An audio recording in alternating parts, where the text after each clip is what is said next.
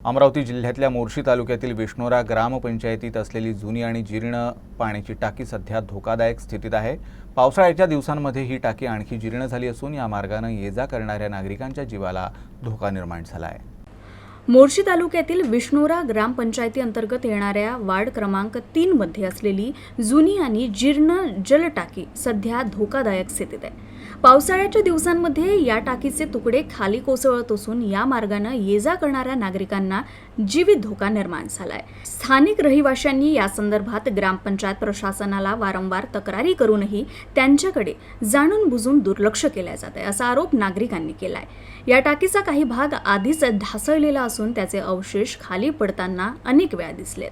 भविष्यात टाकी पूर्णपणे कोसळल्यास मोठी जीवितहानी होण्याची शक्यता आहे। विशेषतः शाळकरी विद्यार्थी, वृद्ध आणि महिला वर्ग याच मार्गाने ये-जा करत असल्यानं धोका अधिक गंभीर बनतोय। स्थानिक प्रशासनाच्या निष्काळजीपणामुळे हा जीवघेणा धोका निर्माण झाला असून जबाबदारी स्वीकारून तात्काळ उपाययोजना न केल्यास ग्रामपंचायती विरोधात तीव्र आंदोलन छेडलं जाईल असा इशारा नागरिकांनी दिलाय।